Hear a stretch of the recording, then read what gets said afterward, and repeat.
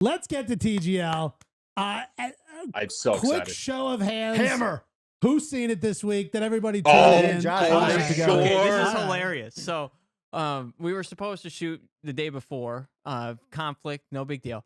So Sorry, I'm like, apologize. That was my fault. No big deal. it's no big deal. But I'm like, I haven't really sat down and watched it. Like, I had it on, but I wasn't paying attention. I'm like, No, it moved to Monday, which felt a little different, but and, it was good. Gary spent the night here, and he sleeps in the studio, and Yeah. he's on the couch, and I'm like, hey man, did you watch TGL this week? He goes, no. I go, okay, good. I'm putting on the TV, and we're gonna watch it. And he's sitting there like a 5-year-old, just watching Tiger? TGL. Is it Tiger?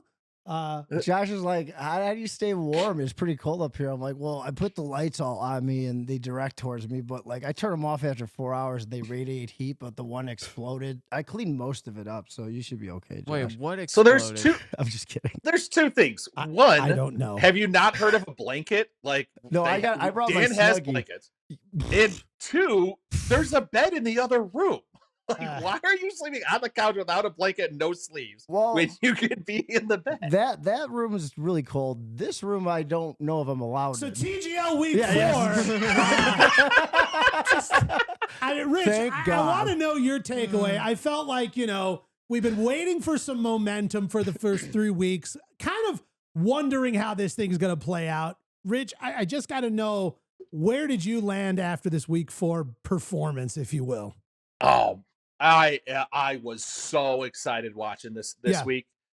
There were so many different things that were going on that were just like so awesome. First of all, the first time that we had a close match. Yes. Right? The whole time. Exciting. Yes, the whole time, back and forth, taking leads, both teams having the lead at one point, going back and forth, absolutely loving that.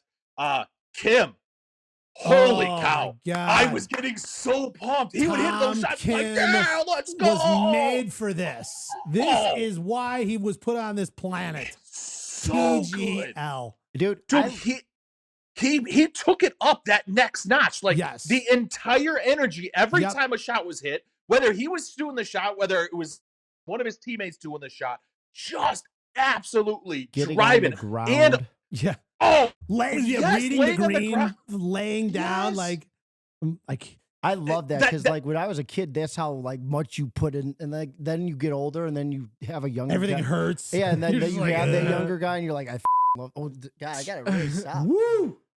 Tom Kim, sorry. he definitely makes me feel old. I was sipping from both my mugs that night. My Oh, Jupiter stop it. Dolphins and my let me see the red one. Boston Commons.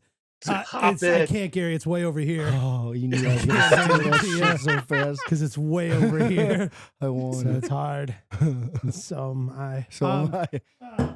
Dan, I bet you sleep in the SoFi Center's basement when you go to these TGL matches. What do? Take the used grass and make yourself a bed? You know there is a such thing as a hotel room, right? Thank you. If you look closely at the end of each broadcast, you can see Dan picking up unfinished concession food from underneath each seat, so he has food for the night. That's funny, actually. And when are you going to bring me? Tiger would like to see an old friend. Oh God. We go way back. Wow. Yeah. Thank you, Gizmo, for pointing out the fact that I sleep in the SoFi Center after each TGL match and look for crumbs underneath the seats. Jesus. Well, Had a good day. we are going, and I'm so excited about this. Mm. You and I are going to TGL next Tuesday. Yes, we are. Mm. Yes. Maybe we should bring Gizmo so we could check it out.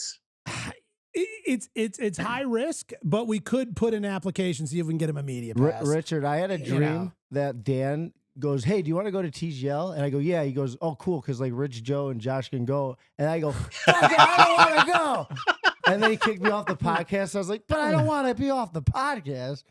But I'll go, but I won't be happy that I was. Wait, are we at the point in our podcasting and golf friendship relationship where we're having fights in your dreams and you get mad at me? Yeah, Jesus. 1,000%. Yeah. That means you two are Good. spending Like you're way too much married time and your together. wife- Oh my God, for sure. I will like tell you, there was an additional exciting part added on to this trip down to TGL.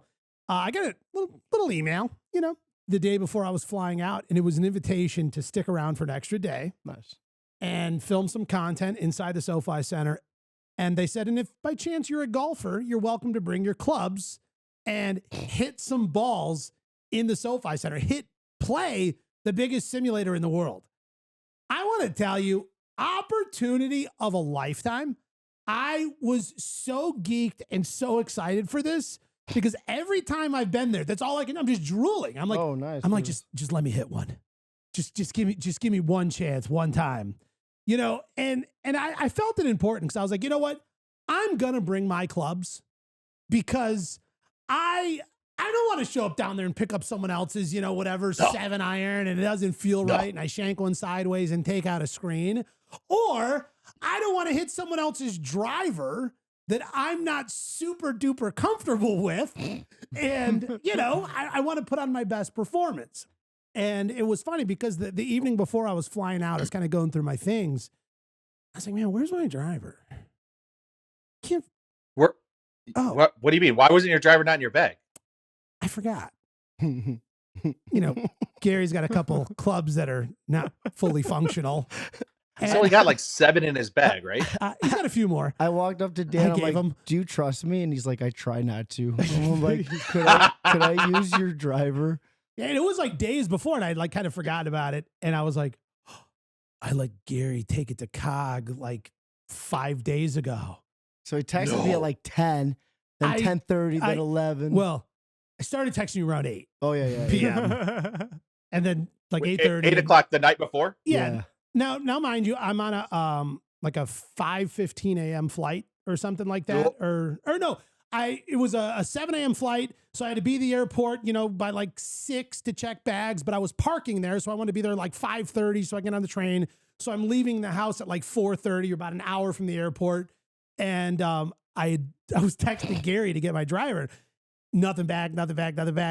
And I start kind of like getting it like the world's closing in feeling. I'm like, oh my God, because like I don't even know where he is if I'm gonna go find him to like get this thing. So then I start calling him and it's going straight to voicemail. I'm like, at this point, it's midnight. I'm leaving at like 4:15, 4:30 in the morning. It's midnight. Again, of course, because I don't get sleep ever. Still nothing.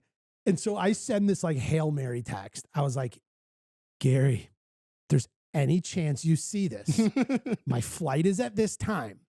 If you see this, just wherever you are, put my golf club outside and send me an address and I'll get it. And you don't even know where he's at? No, I didn't know. Sends him an address to the house he's been to 45 times. No, but my point was I didn't know where you were. Like, oh, yeah. I was, that makes sense. At 8 o'clock on yesterday. That could be anywhere. Right at this point, it could be anywhere. You live an adventurous life. You do a lot of things. You get out. You go outside. Oh, you get out. I mean, I've been downtown where I haven't even had a hotel, and I'm like, forget it. And I just close down the 4 or 5 a.m. bars, and then I wake up, I'm like, I might as well go golfing because I got nowhere to sleep right now. So at my alarm, I wanted to leave my house by 4:15, 4:30. So I'm setting my alarm for like 3:55. And I'm the kind of person who sets like 11 alarms. And I do them like 3 minutes apart, 2 minutes apart. And then I do them 1 minute apart. Like I do 10 of them. And because at some point, once I wake up, I'll just turn the rest of them off. Because at this point, I'm already getting 2 hours of sleep. So there is that chance that you sleep through your alarm. I'm not going to miss it. At 3:32 a.m., I had a text come through from Gary. He's like, dude, I got your driver. I'm at home. Here's my address. It's right on the way to the airport. Literally took me like 4 extra minutes tops. We're talking a window of like a 45-minute window. The relief you felt, I knew what that felt like. And I was like, oh, thank God. Because I was sitting there like this. Oh, my God. What were you doing all night? All right, like, well, let's just say I had a long sleeping day. So, like, you went to bed early. It's fine. You played a lot of golf. You got Yeah. tired. I don't blame anybody. So- I've curled up around 8 p.m. and gone to bed. I wake it's fine. up and I got my phone like this on the lazy boy, and I'm watching whatever I'm watching, probably House of Usher, and then I'm looking at it. I'm like, I don't want to look at it. I'm like, I don't want to look at it. I'm not going to look at it. And I said that like 7 times. And then finally I'm like, what if something important's happening? I'm like, I better look at it. And then What I if saw something super important is happening? And so I was glad to like, be able to whatever. And it then- worked out. It worked out great. And what I love, Gary, because you and I have had so many adventures that this is like the crayons that color the coloring Absolutely. book Absolutely. of the days of our lives. It worked out Dude, great. I'm literally sitting here while you're telling the story, and I'm like, I have my hands rubbing my legs back and forth because Like I'm like so panicking? anxious. Like, Yeah. oh my god, are you like you're going to TGL? Like you're gonna hit the best Did you hit simulator the in the driver? entire world, I did. and- Twice. and you didn't have your driver. Like, holy. So here's what I will say, though. That's crazy. Here was a massive bonus on top of it, though. When I got there to get my driver, Gary handed me another little fun thing to play with. His new Ray-Ban Meta glasses that record. And so Oh, I really? had these. I've never used them, and I got to bring them down there, and I got them all working on the way down and whatever. And so I got to film a bunch of stuff like POV style of me doing things that Gary graciously let me take his piece of technology equipment that you probably haven't even used that much. They seemed very like fresh and new. Put them on for 2 minutes and listen to ISIS, and then I put them down because my phone is, Yeah, it's fine. So here it is actually from Gary's Ray-Ban Meta glasses, the POV. This is actually me taking the very first swing. And here's the thing, as golfers, everybody knows, warm up. You like to warm up, right? Like to hit a ball ice cold now in the TGL, SoFi Center, to this whole thing, people everywhere doing this whole thing. And How many people are watching? I would say grand total, 50. if 50's a high number, maybe like 30-ish. Do you have an 8 So, iron teed like- up high as hell right there? That ball is sitting flat on the Oh, ground. it looks like it's on the tees that we use at indoor. Oh, no. It's just, it's flat on the turf. Oh, okay. But yeah, here's So- what you could roll this real quick and kind of get an idea of what it looks like. Couple waggles or two, nervous as could be, commit, take a swing, send the ball there. It's flying. Hey, on a good Go, line. go, Oh, go, I go. thought straight. I had a chance. Straight. Little Right short. in the bunker. Little Hey, that's short. okay. But you know what? Here was the thing. I was like, I'm going to club up and swing soft because I am ice cold. Haven't hit a What ball was in the like a week. distance? I forget. It was like a 135-ish Look at from the this first guy. one. Look at that's great. And then this one, we moved back to the second set of tees. So the one you just watched was from the forward set of tees. This is now from the back set of tees, a little longer. So this is now my second swing in like I said, like a week. But yeah, because when was last time we played? We didn't play the week before. I think we played like Wednesday last week, maybe. Okay. Yeah, it's been a few days. But yeah, here we go. So this, I had somebody else, but you can see I'm wearing the Meta glasses here. Had hit record. Bingo. Recording, dialed in. Way to remember. Yeah. And take a nice little fadey, weak push to the right. Not so beautiful shot. On the green, though. Yeah, I got it up. I snuck it up there, kind of. Fine. Oh, no, Up and just down. off the green. Yeah, a little bump and run. Look at his face. Still. Yeah. Oh, It's kind of fun though. That was beyond cool. Just getting to like actually hit on the thing. Like man, that was Getting the dream come hit true and moment. getting hit and the hitting from the front tees versus the back tees, is Yeah. that a big difference, or is it No. like So here's what they talked about. They said the reason that they did that is because they went back and forth. Like, how far do we put them? We want some ball flight to kind of, that's the purpose of this thing. But, I forgot what the distance was. It was like anything within like 90 yards, you turn around and go to the real green. So at like for real? the spinning green, like the whole thing, like From 90? I think so. I can't remember what the number is, but they said the problem we had was if guys are hitting high lofted wedges from the all the way back tee, it's not going to hit the screen. It's just going to go up and never arrive at the screen. It's like, okay, so we need the guys to be farther forward.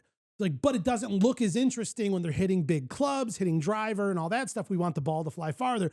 So they landed on this 2 tee box idea.